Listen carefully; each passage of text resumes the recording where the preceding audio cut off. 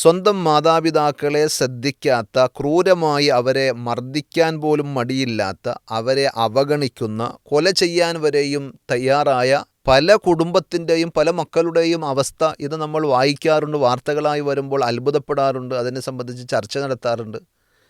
എന്നാൽ അവർക്ക് വേണ്ടുന്ന സംരക്ഷണം ഒരുക്കാൻ ഇന്ന് വൃദ്ധസദനങ്ങൾ പര്യാപ്തമാണോ? റബ്ബി റഹംഹുമാ കമാ റബ്ബയാനി സഗീറ. അവർക്ക് രണ്ടുപേർക്കും, എൻ്റെ വാപ്പക്കും ഉമ്മക്കും മാതാപിതാക്കൾക്ക് നീ കാരുണ്യം ചൊരിഞ്ഞു കൊടുക്കണമേ എന്ന് പ്രാർത്ഥിക്കുവാനാണ് ഖുർആൻ പഠിപ്പിക്കുന്നത്. ഖുർആൻ മനുഷ്യരാശിക്ക് മുന്നിൽ നടക്കുന്നതായി, വഴി കാണിക്കുന്നതായി നമുക്ക് കാണാൻ കഴിയും. അസ്സലാമു അലൈക്കും വറഹ്മത്തുള്ളാഹി വബറകാതുഹു.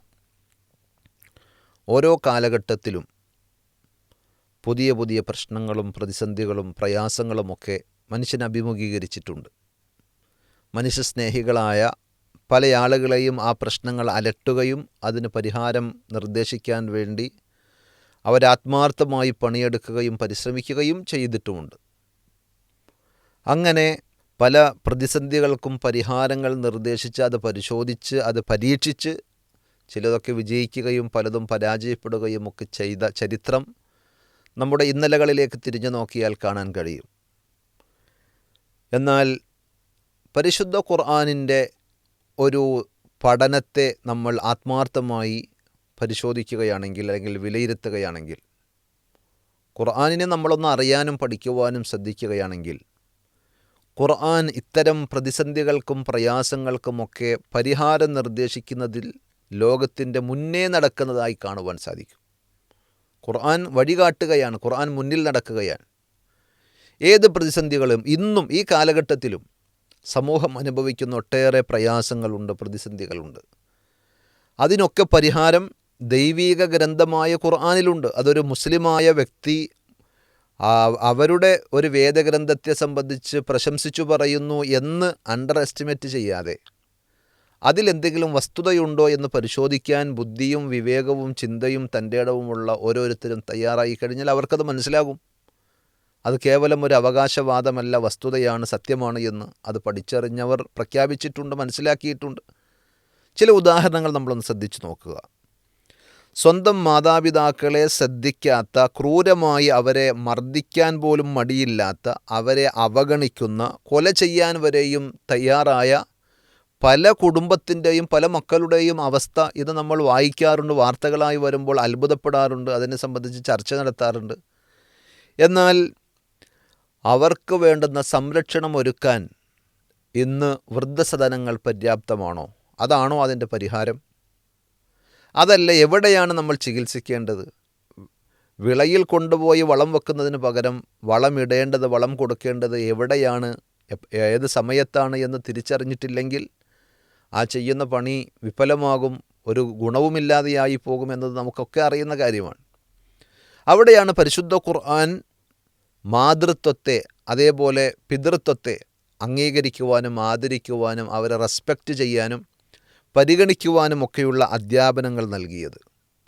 വിശുദ്ധ ഖുർആനിലെ 17-ാം അധ്യായം സൂറത്തുൽ ഇസ്രായിലെ 23-ാമത്തെ വചനം മുതൽ നമ്മൾ വായിച്ചാൽ 23-24 വചനങ്ങളിലൊക്കെ കാണാൻ സാധിക്കുന്ന ഖുർആനിൻ്റെ അതിശക്തമായ പരാമർശങ്ങളും ശ്രദ്ധേയമായ ഉപദേശങ്ങളും. വഖളാ റബ്ബുക അല്ലാ തഅ്ബുദു ഇല്ലാ ഇയ്യാഹു വബിൽ വാലിദൈനി ഇഹ്സാന ഇമ്മാ യബ്ലുഗന്ന ഇൻദകൽ കിബറ അഹദുഹുമാ ഔ കിലാഹുമാ ഫലാ തഖുൽ ലഹുമാ ഉഫിൻ വലാ തൻഹർഹുമാ വഖുൽ ലഹുമാ ഖൗലൻ കരീമാ വഖ്ഫിദ് ലഹുമാ ജനാഹ ദുല്ലി മിനർ റഹ്മ വഖുർ റബ്ബിർഹംഹുമാ കമാ റബ്ബയാനി സഗീറ. ഇത്ര വളരെ മനോഹരമായ ഉപദേശ നിർദ്ദേശങ്ങളാണ് ഓരോ മനുഷ്യനും ആ വചനത്തിലൂടെ ഖുർആൻ നൽകുന്നത്. നിൻ്റെ രക്ഷിതാവ് വിധിച്ചിരിക്കുന്നു, കൽപ്പിച്ചിരിക്കുന്നു, അവനെയല്ലാതെ നീ ആരാധിക്കരുത് എന്ന്. എന്നിട്ട് പറയാണ്, നിൻ്റെ മാതാപിതാക്കൾക്ക്, നിനക്ക് ജന്മം നൽകിയ, നിന്നെ വളർത്തിയ, നിന്നെ പടിപടിയായി വളർത്തിക്കൊണ്ടുവരുവാൻ വേണ്ടി ഏറെ കഷ്ടപ്പാടുകളും പ്രയാസങ്ങളും സഹിച്ച, 10 മാസം ഗർഭം ചുമന്ന് നിന്നെ നൊന്ത് പ്രസവിച്ച നിൻ്റെ അമ്മ, നിൻ്റെ മാതാവ്, ആ പ്രസവത്തിന് ശേഷം നിന്നെ മുലയൂട്ടിയ നിൻ്റെ അമ്മ, മാതാവ്, ആ ഓരോ ഘട്ടത്തിലും നിന്നെ പരിചരിച്ച് ഭക്ഷണം കഴിച്ചുകൊണ്ടിരിക്കുമ്പോഴായിരിക്കും നിൻ്റെ മലമൂത്ര വിസർജനത്തിൻ്റെ ഉച്ഛിഷ്ടങ്ങൾ തുടച്ചു നീക്കാൻ അവർക്ക് മടിയില്ലാതെ ഭക്ഷണം അവർ മാറ്റിവെച്ച് നിന്നെ ശുദ്ധിയാക്കി കഴുകി വൃത്തിയാക്കി നിന്നെ സംരക്ഷിച്ച, നിന്നെ വളർത്തിക്കൊണ്ടുവന്ന ആ മാതാപിതാക്കൾ, അവരെ നീ ആദരിക്കണം, ബഹുമാനിക്കണം, അവരെ നീ വേദനിപ്പിക്കരുത് എന്നൊക്കെ പറഞ്ഞുകൊണ്ടുള്ള ഇസ്ലാമികമായ ധാർമ്മിക മൂല്യങ്ങളും നിർദ്ദേശങ്ങളും ശരിയായ രീതിയിൽ പഠിപ്പിക്കപ്പെടുകയാണെങ്കിൽ, ബോധവൽക്കരിക്കപ്പെടുകയാണെങ്കിൽ, ഒരു കുട്ടിയും ഒരു കുഞ്ഞും ഒരു അമ്മയെയും ഒരു ഉമ്മയെയും അടിക്കുകയോ പ്രഹരിക്കുകയോ കൊല്ലുകയോ ഒന്നും ചെയ്യുകയില്ല. അവരെ ആദരിക്കുകയും ബഹുമാനിക്കുകയും ചെയ്യുമെന്നത് തർക്കമില്ലാത്ത സംഗതിയാണ്. അവർക്ക് കാരുണ്യത്തിൻ്റെ ചിറകുകൾ നീ താഴ്ത്തിക്കൊടുക്കണം. അവരോട് കയർത്ത് സംസാരിക്കരുത്, എന്ന് പോലും പറയരുത്. അവർക്ക് വേണ്ടി പ്രാർത്ഥിക്കണം പടച്ചവനോട്. ബാല്യകാലത്തിൽ, ചെറുപ്പകാലഘട്ടത്തിൽ അവർ ഞങ്ങളെ പരിചരിച്ചതുപോലെ, സംരക്ഷിച്ചതുപോലെ ലോകത്തിൻ്റെ രക്ഷിതാവായ അള്ളാഹുവെ അവർക്ക് നീ അനുഗ്രഹം ചൊരിയണേ. റബ്ബി റഹംഹുമാ കമാ റബ്ബയാനി സഗീറ. അവർക്ക് രണ്ടുപേർക്കും, എൻ്റെ വാപ്പക്കും ഉമ്മക്കും മാതാപിതാക്കൾക്ക് നീ കാരുണ്യം ചൊരിഞ്ഞു കൊടുക്കണമേ എന്ന് പ്രാർത്ഥിക്കുവാനാണ് ഖുർആൻ പഠിപ്പിക്കുന്നത്. അതേപോലെ നബി സല്ലല്ലാഹു അലൈഹി വസല്ലം പറഞ്ഞു, സലാസത്തുൻ ഖദ് ഹറമല്ലാഹു അലൈഹിമുൽ ജന്ന. 3 വിഭാഗം ആളുകൾ, അവർക്ക് അല്ലാഹു സ്വർഗം നിഷിദ്ധമാക്കിയിട്ടുണ്ട്, സ്വർഗത്തിൽ കടക്കാൻ അവർക്ക് സാധിക്കുകയില്ല. എന്നിട്ട് പറഞ്ഞു, ഒന്ന് മുദ്മിനുൽ ഖംർ, മദ്യപാനിയാണ്, മൂക്കറ്റം മദ്യം കുടിച്ച് മദ്യപിച്ച് മനുഷ്യനേതാണ് മൃഗമേതാണ് എന്ന് തിരിച്ചറിയാതെ മൃഗത്തേക്കാൾ അധപ്പതിച്ച രീതിയിൽ വാക്കുകളും പ്രവർത്തികളുമൊക്കെയായി സമൂഹത്തിൽ അരാജകത്വം സൃഷ്ടിക്കുന്ന, മദ്യത്തിൻ്റെ കെടുതികളിലേക്ക് പോകാതെ മദ്യപാനം എന്ന ദുസ്വഭാവത്തെ അറുത്തു മുറിക്കുകയാണ്, മാറ്റിയിടുകയാണ്. സ്വർഗത്തിൽ പ്രവേശിക്കാൻ സാധിക്കുകയില്ല എന്ന് പറയുന്നതിലൂടെ. രണ്ടാമത് പറഞ്ഞത് അൽ ആഖ്, മാതാപിതാക്കളെ ഉപദ്രവിക്കുന്നവരാണ്. എന്നെ പഠിപ്പിക്കാൻ, എന്നെ വളർത്തി വലുതാക്കാൻ കഠിനാധ്വാനം ചെയ്ത എൻ്റെ വാപ്പയും ഉമ്മയും മാതാവും പിതാവും, അവരെ ഓർക്കുവാനും അവർക്ക് നന്മയ്ക്ക് വേണ്ടി പ്രാർത്ഥിക്കുവാനും അവരെ ആദരിക്കുവാനും ബഹുമാനിക്കുവാനും ഒക്കെ പഠിപ്പിച്ച മതം വേണ്ട എന്ന് പറയുമ്പോൾ സ്വാഭാവികമായും ഇത്തരത്തിലുള്ള മൂല്യങ്ങളും നമ്മൾ തള്ളുകയാണ്, അതല്ലെങ്കിൽ അവഗണിക്കുകയാണ്. അപ്പോൾ സ്വാഭാവികമായും അവിടെ അരാജകത്വവും പ്രതിസന്ധികളും പ്രയാസങ്ങളും ഉണ്ടാകും. ഇതിൻ്റെ ഒരു മറുവശം കൂടി നമ്മൾ പറഞ്ഞാൽ, മനസ്സിലാക്കിയാൽ, നബി സല്ലല്ലാഹു അലൈഹി വസല്ലം പറഞ്ഞ ഈ ഗൗരവതരമായ ഉപദേശങ്ങളെയും പരിശുദ്ധ ഖുർആൻ വിശദീകരിച്ച് തന്ന ഗൗരവതരമായ ഉത്ബോധനങ്ങളെയും ഒക്കെ നമ്മൾ അവഗണിക്കുമ്പോൾ അതിൻ്റെ ഒരു മറുവശം എന്താണെന്ന് ചോദിച്ചാൽ, മാതാപിതാക്കളെ അംഗീകരിക്കണം, ആദരിക്കണം, ബഹുമാനിക്കണം എന്നൊക്കെ പറയുമ്പോൾ അതിൻ്റെ ഒരു മറുവശമുണ്ട്. ഏതാണത്? ആ മാതാപിതാക്കൾക്ക് മക്കളോട് ചില ബാധ്യതകളും ഖുർആൻ പഠിപ്പിച്ചിട്ടുണ്ട്, ഇസ്ലാം പറഞ്ഞു തന്നിട്ടുണ്ട്.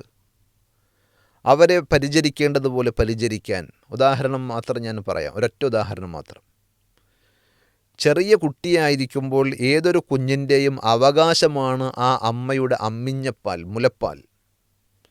അത് ലോകം ഇന്ന് വളരെ ഗവേഷണങ്ങൾ നടത്തി, പഠനങ്ങൾ നടത്തി അത്ഭുതത്തോടു കൂടി വിളിച്ചു പറഞ്ഞതാണ്. ഏറ്റവും നല്ല ബേബി ഫുഡ് ഏതാണെന്ന് ചോദിച്ചാൽ, ഒരു കുഞ്ഞിന് ഏറ്റവും നല്ല സമീകൃതാഹാരം ഏതാണെന്ന് ചോദിച്ചാൽ അമ്മയുടെ മുലപ്പാലാണ്. അതിനോളം ഒക്കുന്ന, അതിനോളം മൂല്യമുള്ള, പോഷകമൂല്യമുള്ള ഒരു ഭക്ഷണവും ഒരാൾക്കും സൃഷ്ടിക്കാൻ, രൂപപ്പെടുത്തുവാൻ കഴിയുകയില്ല എന്ന്. പക്ഷേ പ്രസവം കഴിഞ്ഞ് മാറിടത്തിൽ മുലപ്പാൽ തിങ്ങി നിൽക്കുമ്പോഴും കുഞ്ഞിന് മുലപ്പാൽ കൊടുക്കാൻ മടി കാണിക്കുന്ന അമ്മമാരും ഉമ്മമാരും ഇന്ന് എമ്പാടുമുണ്ട്, ധാരാളമുണ്ട്. എന്താണ് അവർക്ക് പറയാനുള്ള ന്യായം?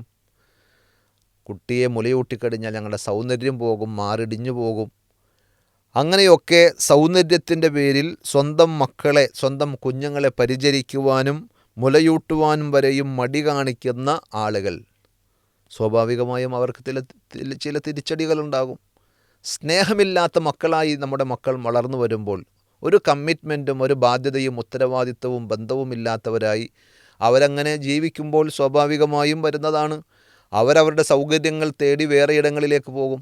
അപ്പോൾ എൻ്റെ അച്ഛൻ, എൻ്റെ അമ്മ, എൻ്റെ ഉമ്മ, എൻ്റെ വാപ്പ അവർ എങ്ങനെ ജീവിക്കുന്നു, അവർക്ക് തിന്നാനുണ്ടോ, കുടിക്കാനുണ്ടോ, ചികിത്സിക്കാൻ വകയുണ്ടോ എന്നൊന്നും അന്വേഷിക്കാതെ അവരവരുടെ ഭാര്യയും മക്കളും ഒക്കെയായി വേറെ ലോകത്തായിരിക്കും. അങ്ങനെയല്ല വേണ്ടത്. ആ മക്കൾക്ക് സ്നേഹത്തോടുകൂടി മുലപ്പാൽ കൊടുക്കുവാൻ ശ്രദ്ധിച്ചിരുന്നുവെങ്കിൽ ആ മുലപ്പാലിനോടൊപ്പം വൈകാരികമായൊരു ബന്ധവും സ്നേഹവുമൊക്കെ ഊട്ടിയുറപ്പിക്കപ്പെടുന്ന സാഹചര്യം ഉണ്ടാകുമായിരുന്നു. മാത്രവുമല്ല, ഇന്ന് സമൂഹത്തിലേറെ വർദ്ധിച്ചു വരുന്നൊരു സംഗതിയാണ് ബ്രസ്റ്റ് ക്യാൻസർ. അതെന്തുകൊണ്ട് വരുന്നു?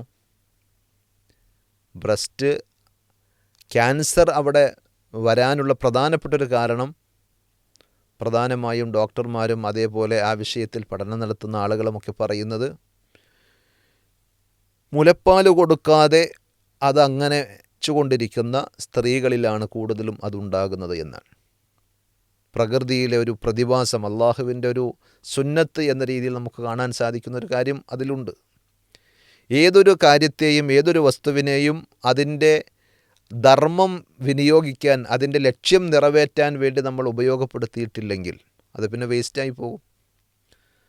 നമ്മളെപ്പോഴും ഉപയോഗിക്കുന്ന ഒരു സാധനം, അത് ഏതെങ്കിലും ഒരു മെഷീനറി ആകട്ടെ, ഏതെങ്കിലും ഒരു വസ്തു ആകട്ടെ, അതിന് ആ ആവശ്യത്തിന് അത് ഉപയോഗിക്കാതെ നമ്മൾ കുറേ നാളങ്ങനെ മാറ്റിവെച്ചാൽ അത് ഡാമേജ് ആകും. ഉപയോഗിക്കാതിരിക്കുന്നതിലൂടെ തന്നെ അതിൻ്റെ അപകടവും നാശവും അതിലൂടെ സംഭവിക്കുമെന്നാണ്.